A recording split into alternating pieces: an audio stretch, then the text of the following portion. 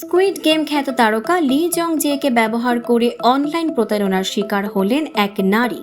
দক্ষিণ কোরিয়ার জনপ্রিয় অভিনেতা ও স্কুইড গেম সিরিজের তারকা লি জং জে এর নাম ব্যবহার করে অনলাইনে প্রতারণার শিকার হয়েছেন 50 বছর বয়সী এক নারী।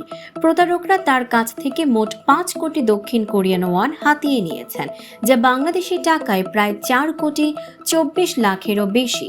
প্রতারণার সূত্রপাত হয় ওই নারীর সামাজিক মাধ্যমে জেকের ভক্ত হিসেবে অনুসরণ করার পর। প্রতারকরা কৃত্রিম ছবি ব্যবহার করে দাবি করেন তারা হলেন লি জং জে। নিয়মিত ফ্যানদের সঙ্গে যোগাযোগের বিষয়টি বিশ্বাসযোগ্য করে তোলার জন্য তারা হানি, ডার্লিং ইত্যাদি শব্দ ব্যবহার করে তার আস্থা অর্জন করেন। নারীটি বিশ্বাস করেন এটি সত্যি লি জং জে এবং তাকে নিয়ে সম্পর্ক শুরু করেন। এরপর একাধিকবার অভিনেতার সঙ্গে দেখা করার জন্য 6 মিলিয়ন ওয়ান দাবি করা হয়। 6 মাসে প্রতারণার মাধ্যমে মোট 5 কোটি ওয়ান হাতিয়ে নেওয়া হয়। উল্লেখ্য, কে পপ ও কে ড্রামার ভক্তদের মধ্যে অনলাইন প্রতারণার ঘটনা নিয়মিত ঘটে।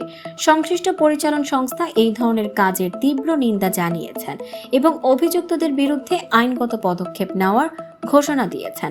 তবে লি জং জে এর দল এখনও এই ঘটনার বিষয়ে সরাসরি কোনো মন্তব্য করেনি। এদিকে লি জং জেকে শিগগিরই nice to not meet you সিনেমায় দেখা যাবে। সেখানে তার বিপরীতে আছেন দ্য গ্লোরি তারকা লিম জি ইয়ন।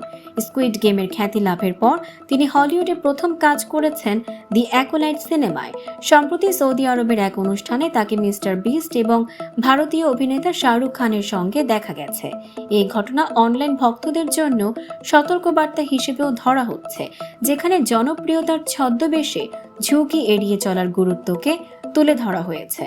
দর্শক, সাম্প্রতিক ও চমকপ্রদ সব খবর পেতে ফলো করুন আমাদের ফেসবুক পেজ CB24 টিভি এবং সাবস্ক্রাইব করুন ইউটিউব চ্যানেল CB24 অফিসিয়াল।